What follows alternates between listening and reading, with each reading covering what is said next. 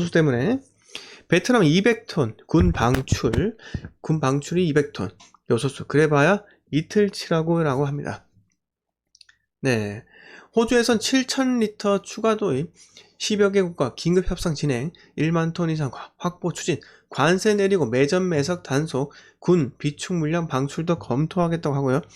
요소수 생산 일부 가동 중단, 중국 수출 재개 없이 모두 미봉책이라고 합니다. 우리 문 대통령께서 수급 안정을 위해 가능한 모든 방법을 동원해 국내 해적을 발빠르게 대응하라 라고 지시했다고 하는데요. 집값도 마찬가지로 엄청난 가능한 모든 방법을 동원해 집값을 안정화시키려고 했더만 가능한 모든 방법을 동원해 규제를 만들었죠. 네. 그래서 집값이 폭등했고 어쨌든 간에 요소수도 지금 엄청난 대란이죠.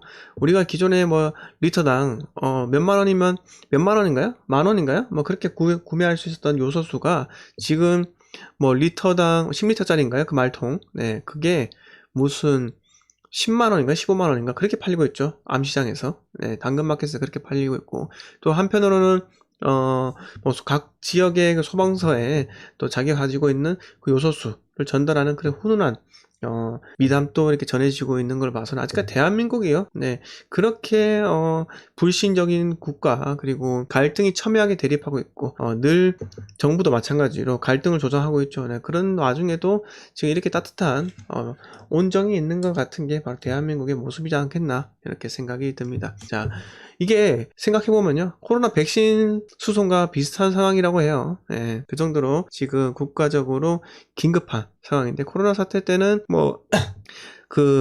트레일러 기사들 같은 경우는 코로나에 걸리지 않는 이상은 운행을 계속했잖아요. 네, 운행을 계속했고 특히나 기름값이 워낙 많이 떨어졌었기 때문에 원유가가 많이 떨어졌었기 때문에 좀 부담이 많이 낮아진 측면이 있었죠. 그런데 지금 요소수 때문에 화물차 같은 경우는 요소수를 넣어야지 네, 운행이 됩니다. 또는 요소수를 넣지 않는다면은 운행이 되지 않거나 운행이 되더라도 출력량이 50% 정도 이렇게밖에 떨어진다고 하니까요. 요소수가 반드시 필요하고 건설 현장의 중장비 맞죠. 그리고 레미콘에도 요소수가 들어가고요. 그렇기 때문에 건설 시장의 그 공기가 좀 늦어지지 않겠나 이렇게 이야기도 나오고 있어요. 그래서 향후 그런 분양가 상한제가 깨지는 지름길 할까요? 분양가 상한제가 깨지는 그런 촉매제로 갈 수 있지 않겠네요. 요소수 대란이. 네, 이런 평가도 있다고 합니다. 그래서 거의 백신 수송 작전과 마찬가지로 호주에서 이번 주에 2만 리터를 기존에 2만 리터 더 해서 7,000리터 총 2만 7,000리터가 27톤 정도잖아요. 네, 그게 들어온다고 하니까요. 좀 나아지지 않겠나 이런 의견도 있습니다. 그래서 이게 정부 집권 오는 차잖아요. 네, 집권 마지막 해예요. 네, 마지막 해가 아니군요. 내년 3월인데 내년 3월에 해봤자 어차피 지금부터 해가지고 대선 후보들의 그런 공약들 다 주목받게 되고 특히 우리 어제 나왔었죠. 모 후보. 네, 모 후보. 잠시만 제가 검색 한번 해볼게요. 자, 모 후보가 누구냐? 네.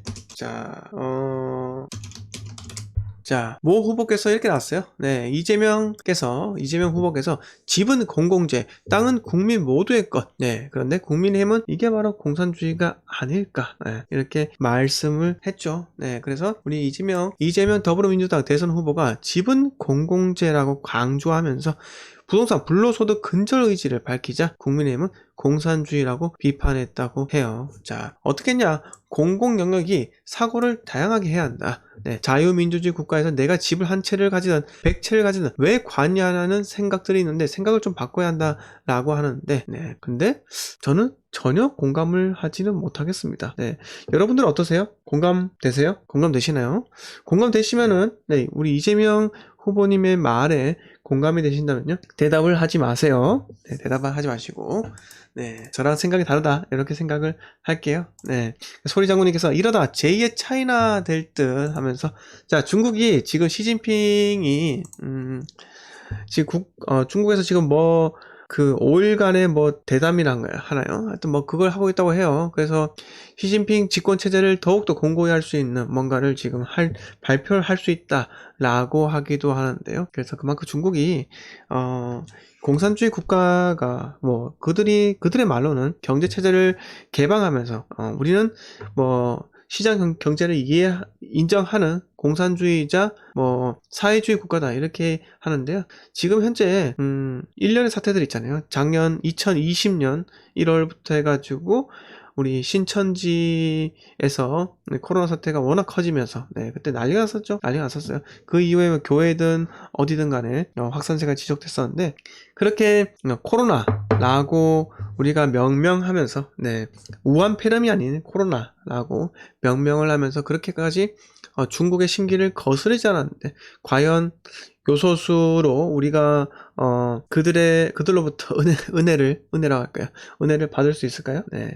그들이 우리가 그렇게 대통령이 친히 가서 혼자 밥을 먹고요. 중국 가서 밥을 먹고 혼밥하고 이렇게 했었는데 그 정도로 굴욕적인 외교를 했는데도 불구하고 대한민국을 가여워서 그렇게 여겨줄까요? 우리가 지금 대한민국이 이런 국가예요. 전 세계 10대 강국 중 대한민국 들어가는데 그리고 대한민국은요 최대의 우리는 해구산을 갖고 있습니다. 바로 미국의 막강한 지구 최강의 동맹국 미국이 있고요. 미국을 중심으로 해서 일본도 있고요, 독일도 있고요. 그 다음에 유엔도 있죠. 그러면서 우리가 그동안 현 정권에 있으면서 너무나 기존의 산소라고 하죠. 산소나 공기.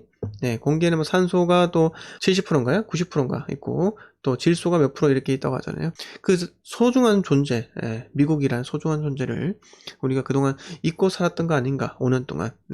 잊고 살았기 때문에 지금 좀 매서운 매질이 있지 않겠나 이렇게 생각도 들기도 합니다. 자, 그래서 아무튼 간에 베트남이든 베트남이 공산주의 국가잖아요. 베트남 보세요. 우리가 월남 전쟁 때 베트남인들 얼마나 많이 그 전쟁에서 학살당했습니까? 학살도 있고요. 물론 전쟁에서 전투에서 이런 사상자도 있겠지만은 민간인도 많이 죽었어요. 베트남인들. 그럼에도 불구하고 그들이요 대한민국을 욕을 합니까? 그렇게 심하게 욕을 하지 않는다는 겁니다. 근데 한국은요 뭔가 조금 저희는요 아직까지 이런 의식이 좀 깨어 있어야 돼요. 베트남인들 보세요. 이렇게 200톤을 요소수를 우리한테 지원하는 거 보세요. 물론 우리가 샀겠지만요.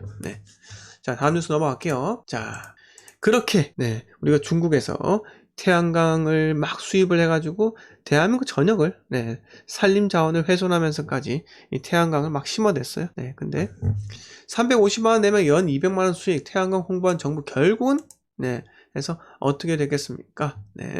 손해 볼 수 없도록 설계를 했다고 이렇게 하는데요.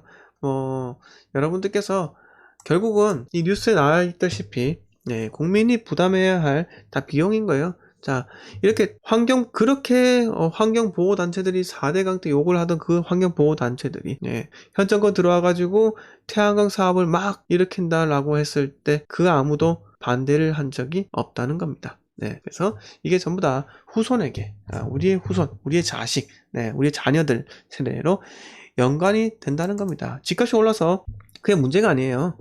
집값이 오르면요 그만큼 부동산 경기도 활성화되고 대한민국이 전체가 개발이 되고 그만큼 개발이 되면요 그 개발 이익이 공공적으로 돌아가게 되어 있어요. 공원으로 세우든 하여튼 뭘 되든 간에 기반시설로 되든 간에 국가에 기부 체납을 한다니까요. 그런데 태양광 사업 누가 이득입니까? 누구만 이득 봤어요? 아주 일부 세력들만 이득 보고 다 튀었다는 거죠. 여러분 대장동 보세요. 대장동 지금 난리예요. 대장동에 그 어디에요? 옹벽 아파트 힐스테이트가 더샵인가요? 거기 지금 커뮤니티 센터가요 그 임시 사용 승인도 못 받았어요. 왜 그러냐? 커뮤니티 센터 바로 앞에 옹벽이라서 그 옹벽 무너지면은 커뮤니티 센터에서 만약에 운동을 한다 그러면 빠져나갈 곳이 없다는 겁니다. 그래서 지금 현 정권에 저는요 그게 걱정이에요. 차기 정권 제가 저번에도 말씀드렸었는데 차기 정권 지금 윤석열 후보께서는요 본인이 되자마자 박근혜 전 대통령과 이명박 전 대통령을 바로 사면하겠다고 해요. 바로 사면하겠다고 합니다. 이 말이 뭐냐? 사면 시작하고 바로 줄줄이 깜빵 보내겠다는 거예요. 줄줄이 깜빵이요. 저 그게 걱정입니다. 왜 걱정이냐? 물론 정치적 보복은요, 어느 대에서나 끊어야 되는데 지금 너무 많이 네, 너무 많이 대한민국 국민들 네, 의 가슴을 후벼파는 그런 것들이 많지 않습니까? 우리 세월호 사태. 네. 여러분 그 과거의 서해 페리오 사고 기억나십니까? 서해 페리오 사건. 네, 사고라고 할까요? 네, 사고. 자, 서해 페리오 침몰 사고. 요거 있죠? 네. 자, 이거 그 얼마 전에 제가 이거 봤었는데요. 이게 그날 이야기라는 그 예능 프로그램이에요. 여기서 이 사람들이 서로 다른 한 가지 주제에 대해서 막 이야기하는 건데요. 이게 뭐냐? 이 서해 페리오라는 사고가 네, 터졌는데 침몰을 했죠. 침몰을 했는데 이때 그 선장. 예, 선장과 선원들이 빠져나왔다. 이런 소문이 퍼진 거예요. 예, 그들만 몰래 육지로 빠져나와가지고 거리를 활보하고 있더라라고 하면서 전국적으로 그 선장과 선원을 체포하기 위해서 네, 현상금까지 뭐 걸렸나 뭐 그 정도였대요. 난리가 났었다고 합니다. 난리가 났었다고 해요. 예. 근데 그 선장과 선원들의 가족들은 찾아가가지고 이 죽일 놈들 어딨냐 나 당장 내놔라 왜 이렇게 하는데 가족들은요 차라리 그렇게 욕을 먹더라도 살아서 돌아왔으면 하는 바람이 있었다고 합니다. 뭐 당연한 인간적인 감성이지 않겠습니까? 본성이죠. 네, 저조차도 그렇게 했을 거니까 말이죠. 그런데 국민적 분노를요 그런 쪽으로 돌렸다는 거죠. 정부에서요. 네, 이게 무서운 거예요. 여론을요 전부 다 선장과 선원으로 돌렸다는 겁니다. 네, 분노를요. 도망갔다고요. 그런데 그렇게 도망갔다고 주장한 그 선장과 선원을 목격했다는 그 사람 알고 보니까 팩트가 아니고 나도 전해 들었다라는 겁니다. 자, 알고 보니까 네, 파출소 소장인가요? 네, 그분이 워낙 선장과 그 이목구비가 닮으면서 네, 그 말 한마디 선장과 선원 저기 있는데 이렇게 하면서 와전되면서 국민의 분노. 근데 적절하게 여론들이 그거를 이용을 해먹었다는 겁니다. 언론들이요. 네. 자, 세월호 마찬가지예요. 세월호요. 아주 안타까운 사고입니다. 다른 거를 비롯해가지고 네, 너무 안타까웠어요. 수많은 사람들이 정말 그 차디찬 네, 심해에서 네, 목숨을 잃지 않았습니까? 정말 마음 아파요. 그런데 언론은요. 네, 어디를 주목했습니까? 네, 어디를 주목했어요? 바로 유병헌 네, 세모그룹 네, 그쪽으로 주목을 했죠. 네. 난리가 났었어요. 네, 난리가 났었고 쫓아가지고요.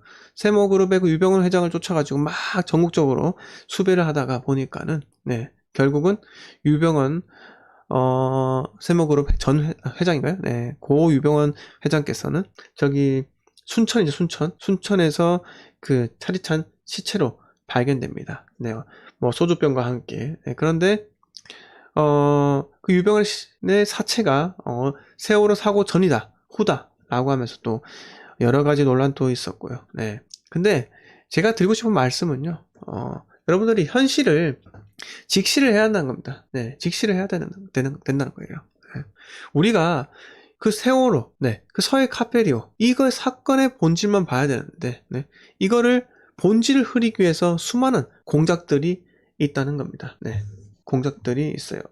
네, 잠시만요. 예, 이상한 분께서 또 댓글을 또 이상하게 남겨주셔가지고 제가 바로 보냈습니다. 자, 그래서 제가 드리고 싶은 말씀은요. 지금 대장동도 마찬가지예요. 대장동이라는 의혹이 너무 커지니까는 어떤 게 터지고 있습니까? 네, 바로 그 식당 총량제, 네, 식당 총량제와 방금 말씀드린 그 이재명 후보의 그 부동산은 공공재다, 뭐 이렇게 하면서 파격적인 발언. 네. 루머는 강력한 의혹, 강력한 뭔가 한 방으로, 네, 말 한마디로 덮는다, 이렇게 하는 건지 모르겠는데요. 이 말이 잘 통하지 않는 이유가 뭘까요? 국민들이요, 상당히 똑똑해졌어요. 지능이 높아졌다는 겁니다. 네. 상당히 높아져가지고